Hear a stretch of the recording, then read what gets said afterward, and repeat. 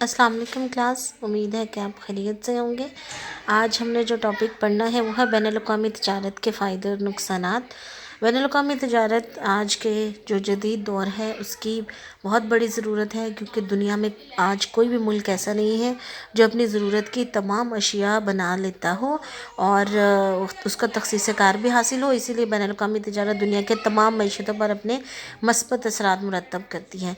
अब हम पहले बैनुल-अक़वामी तिजारत के फ़ायदे देखते हैं। बैनुल-अक़वामी तिजारत का जो फ़ायदा है वो ज़रूरी अशिया का हुसूल है कि बैनुल-अक़वामी तिजारत की बदौलत कोई मुल्क वो अशिया दरामद कर सकता है जो वहाँ सिरे से पैदा नहीं होती। मिसाल के तौर पर पाकिस्तान को जंगी साजो सामान, जहाज़ और कई मशीनी आलात वगैरह बनाने पर दस्तरस हासिल नहीं। इसलिए बैनुल-अक़वामी तिजारत के ज़रिए हम अपनी पैदावार अब ज़रूरत की जो चीज़ें हैं वो दीगर मुल्कों से मंगवा लेते हैं। और कई ऐसे ममालिक हैं जो ज़रूरी अजनास नहीं पैदा कर सकते, तो पाकिस्तान उन्हें वो अजनास दे देता है।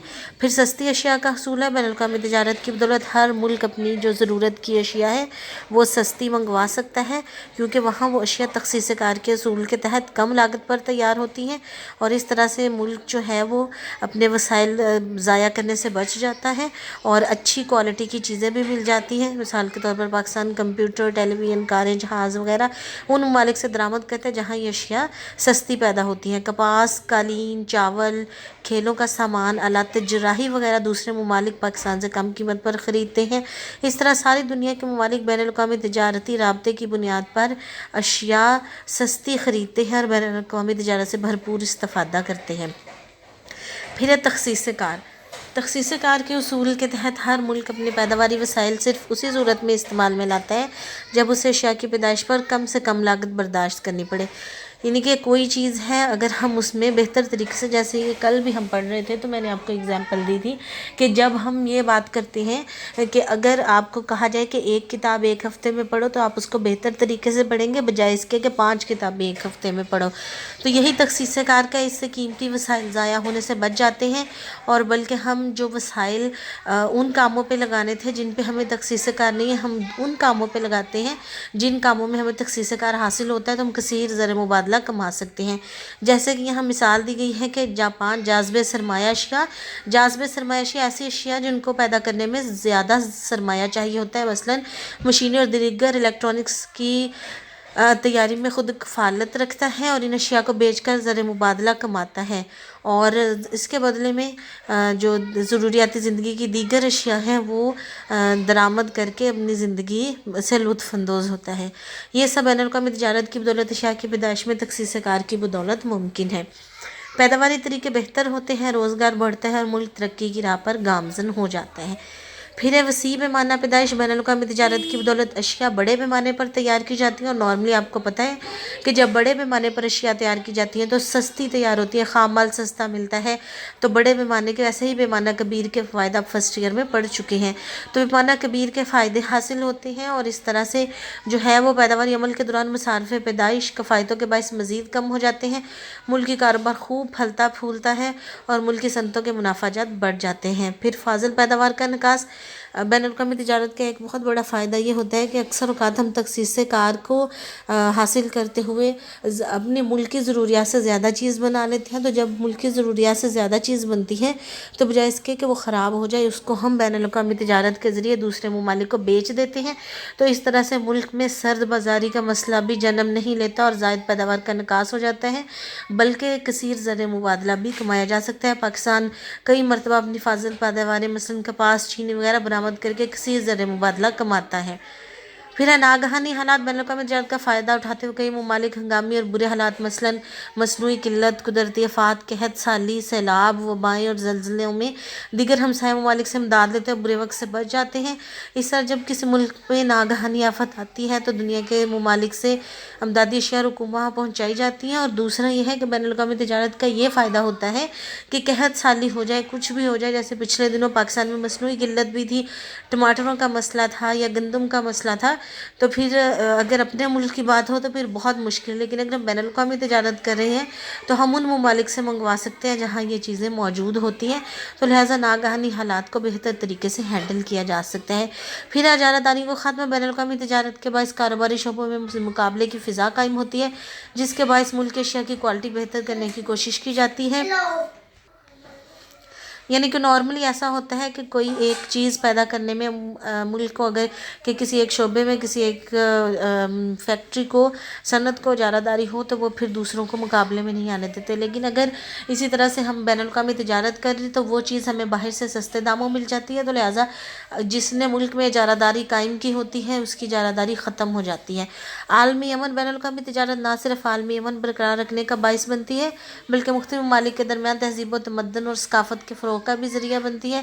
اکثر ممالک بین الاقوامی تجارت ہی سے دوستانہ تعلقات کو فروغ دینے میں کامیاب ہوتے ہیں، اور اس طرح ایک دوسرے کی تہذیب اور ثقافت بھی لوگوں کو ایک دوسرے کے قریب لانے میں کلیدی کردار ادا کرتی ہے۔ یعنی کہ جب ہم تجارت کرتے ہیں ہمیں بہتر محسوس ہوتا ہے، اچھا محسوس ہوتا ہے، اور ان تجارتی تعلقات کی بنیاد پر ہی ہمیں ایک دوسرے کے ساتھ انٹروڈیوس ہونے کا موقع ملتا ہے۔ جیسے کہ اگر ہم کہیں کہ ہمارے سعودی عرب کے ساتھ اچھے تعلقات ہیں تو وہ یہ کہا جاتا ہے کہ وہ ہمارا برادر ملک ہے، اور وہ ہمارے جو ہے وہ مذہب کے دینی طور پہ بھی جو ہے وہ ہمارے ان کے ساتھ مراسم ہے، لیکن چائنا کے ساتھ پاکستان کے بہت اچھے مراسم ہیں، کیونکہ انہوں نے ایسے کسی بھی ٹائم پہ ایک دوسرے کا بہت اچھے طریقے سے ساتھ دیا ہے۔ اب بین الاقوامی تجارت کے نقصانات، ظاہری بات ہے جس چیز کے فائدے ہوتے ہیں اس کے کہیں نہ کہیں کوئی نہ کوئی نقصان بھی ہوتا ہے۔ سب سے پہلا کہ بیرونی اشیاء پر انحصار، اگر ہم بالکل ہی تخصیص کار کے اصول کو اپناتے ہوئے کچھ چیزیں اپنے ملک میں پیدا نہیں کرتے کہ ہمیں دوسرے ممالک سے سستی مل رہی ہیں، تو اس میں سم ٹائم ایسا ہوتا ہے کہ ہم نقصان میں رہ جاتے ہیں۔ اگر اس ملک میں سرد بازاری ہو جاتی ہے، اس ملک میں کوئی آفت آ جاتی ہے تو وہ چیزیں نہیں بنا پاتے، تو پھر ہمارے ملک میں بھی ان چیزوں کی قلت ہو جاتی ہے۔ یا پھر ایسا ہوتا ہے کہ جو اگر اس ملک میں کوئی دو ممالک جو آپس میں تجارت کر رہے ہیں ان کی آپس میں تجارتی رابطے ختم ہو جاتے ہیں، تعلقات خراب ہو جاتے ہیں، تو تب بھی جو امپورٹ کرنے والا ملک ہے وہ نقصان میں رہتا ہے، اس کو نقصان ہوتا ہے۔ پھر محدود اشیاء کی پیدائش میں تخصیص کار، بین الاقوامی تجارت کی بنیاد ہی تخصیص کار پر ہوتی ہے، تو اس لیے ہر ملک اپنے وسائل کو صرف ان اشیاء کی تیاری میں استعمال کرتا ہے جس پر انہیں فی اکائی مصارف کم برداشت کرنے پڑتے ہیں، اور لہٰذا دیگر ضروری اشیاء کی پیدائش کو پس پش ڈال دیا جاتا ہے، کیونکہ انہیں پتہ ہوتا ہے کہ یہ چیزیں ہمیں کم قیمت پر دستیاب ہوتی ہیں۔ تو لہٰذا اس کا بھی پچھلے کے ساتھ ہم ریلیٹ کر سکتے ہیں کہ ایسی پالیسی معاشرتی ترقی اور ملکی حالات پر برے اثرات مرتب کرتی ہے۔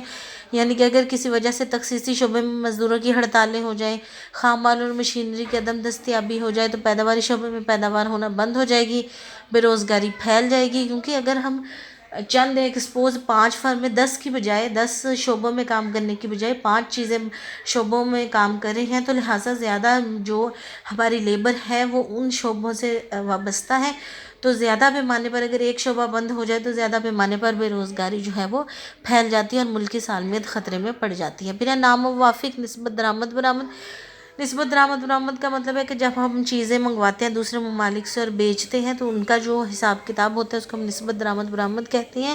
تو ترقی پذیر ممالک کی زیادہ تر برآمدات جیسے کہ پاکستان ہے زرعی اجناس، کپاس، چاول، پٹسن، گندم، چائے، چینی وغیرہ پر مشتمل ہوتی ہے، جبکہ اس قسم کی اشیاء پیدا کرنے والے ممالک کی تعداد بھی زیادہ ہے، جس کی وجہ سے عالمی منڈی میں سخت مقابلہ پایا جاتا ہے۔ اور چونکہ زرعی اجناس کی قیمتوں کے مقابلے میں ظاہری بات ہے صنعتی اشیاء کی قیمتیں زیادہ ہوتی ہیں، جیسے کہ اگر آپ ایک کمپیوٹر خریدنا چاہیں تو وہ کتنے من گندم کے برابر ہوگا۔ تو اس طرح سے ترقی پذیر ممالک جو ہیں وہ زیادہ مہنگی چیزیں خریدتے ہیں اور سستی چیزیں بیچتے ہیں، تو لہٰذا ان کی نسبت درآمد برآمد غیر موافق رہتی ہے۔ پھر خام مال کی منڈیاں بین الاقوامی تجارت کے فوائد کی بدولت ترقی پذیر ممالک کی صنعتیں پسماندگی کا شکار رہتی ہیں، کیونکہ جو ترقی پذیر ممالک ہیں وہ خام مال کی منڈیاں بن جاتے ہیں۔ جیسا کہ اگر کپڑا بنتا ہے تو کاٹن جو ہے وہ ترقی پذیر ممالک سے لی جاتی ہے، پھر اس کو پروسیس کر کے کپڑے بنا کے تو پھر مہنگی جو ہے وہ ترقی پذیر ممالک میں بیچی جاتی ہے۔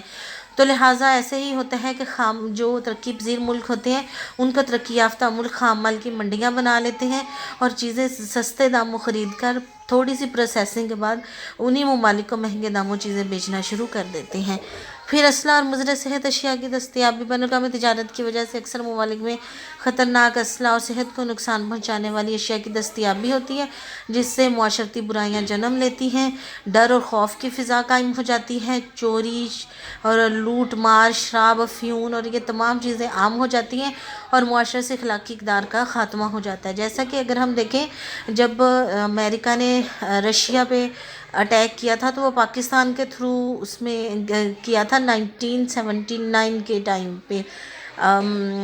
اس میں ایسے ہوا تھا کہ یہ سنا گیا تھا کہ جب رشیا مطلب امریکہ نے رشیا پہ اٹیک کیا تھا تھرو پاکستان. تو اس میں یہ تھا کہ اگر ایک گاڑی ادھر جاتی تھی، یعنی کہ وہ افغانستان کو سپورٹ کر رہے تھے اس ٹائم، تو ایک گاڑی ادھر جاتی تھی تو ایک گاڑی اسلحے کی پاکستان میں رہتی تھی، جس کی وجہ سے بہت زیادہ اسلحہ پاکستان میں عام ہو گیا تھا، ناجائز اسلحہ. پھر ظاہری بات ہے برائیاں جنم لیتی تھی. پھر مشرف کے دور میں وہ تمام اسلحہ جو لائسنس نہیں تھا، رجسٹر نہیں تھا، وہ لے کے شاید آپ نے کہیں سے سنا ہو یا یاد ہو یا کہیں دیکھا ہو تصویریں وغیرہ، تو پھر اس کو تلف کیا گیا تھا. تو اس طرح سے جو ہے وہ کئی پرابلم جو ہیں وہ کریٹ ہوتی ہیں. پھر بین الاقوامی معاشی حالات میں اتار چڑھاؤ.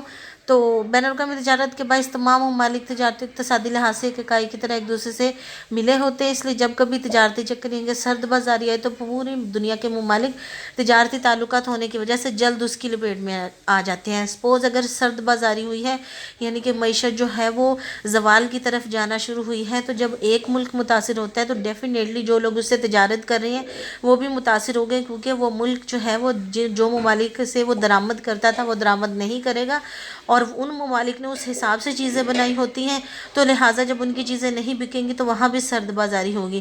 اور جن ممالک کو وہ چیزیں برآمد کرتا تھا جہاں سرد بازاری ہے، تو چونکہ اس کی پیداواری شعبے بند ہو جائیں گے تو لہٰذا وہ برآمد بھی نہیں کر پائے گا.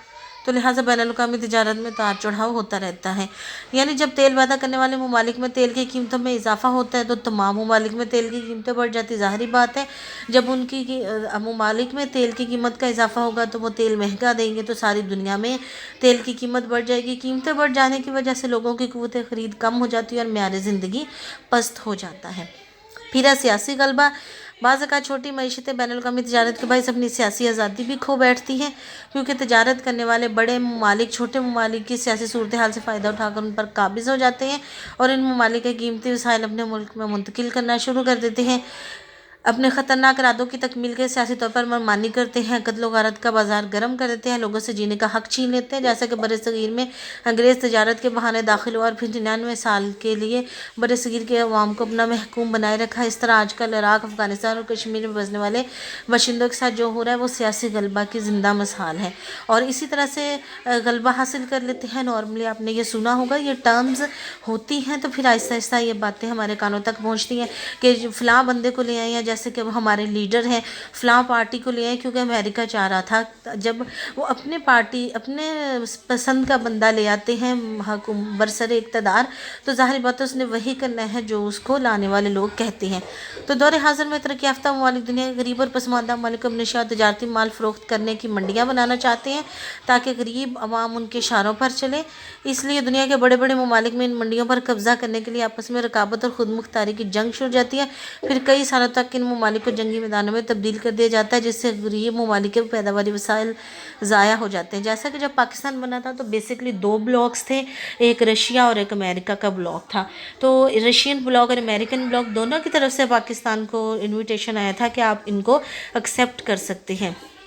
تو اس ٹائم پہ جب وزیر اعظم خان لیاقت علی خان صاحب تھے، انہوں نے امریکہ کو پریفر کیا تھا کیونکہ ان کے خیال میں یہ جمہوری ملک تھا، تو یہ جمہوریت پہ یقین رکھتا تھا، جبکہ رشیا جو ہے وہ طاقت پہ یقین رکھتا تھا. اور پھر امریکہ نے رشیا کو توڑنے کے لیے اتنی زیادہ پاپڑ بیلے، پاکستان کے تھرو اس پہ جنگ کی، اسلحہ بھیجا، اور فائنلی رشیا جو ہے وہ خانہ جنگی کی وجہ سے ٹوٹ گیا. اور یہ جتنی ترکمانستان، تاجکستان، ازبکستان، یہ ساری ریاستیں ہیں، آذربائیجان، کوئی 7 8 9 ریاستیں جو تھیں یہ پھر رشیا کا حصہ تھی. رشیا رقبے کے اعتبار سے دنیا کا سب سے بڑا ملک تھا، لیکن یہ ریاستیں پھر علیحدہ ٹوٹ کے ملک جو ہے وہ ریاستیں علیحدہ علیحدہ بننا شروع ہو گئی. تو لہٰذا پھر وہ اس طرح سے جو ہے وہ رشیا کا زور ٹوٹ گیا اور امریکہ اور اسرائیل کا زور بڑھ گیا. آج کے لیے اتنا ہی کافی. باقی پھر انشاءاللہ بین الاقوامی تجارت کے جو نظریات ہیں، کلاسیکی نظریہ ایڈم سمتھ اور ڈیوڈ ریکارڈو کا، وہ ہم انشاءاللہ نیکسٹ لیکچر میں پڑھیں گے. اللہ حافظ.